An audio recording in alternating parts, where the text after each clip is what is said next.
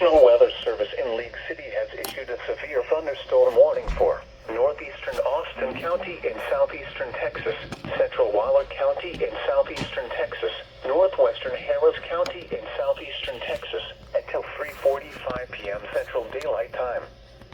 At 3:18 p.m. Central Daylight Time, a severe thunderstorm was located near Belleville, moving east at 25 miles per hour.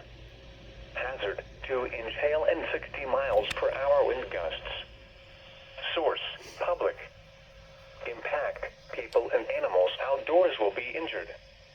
Expect hail damage to roofs, siding, windows, and vehicles.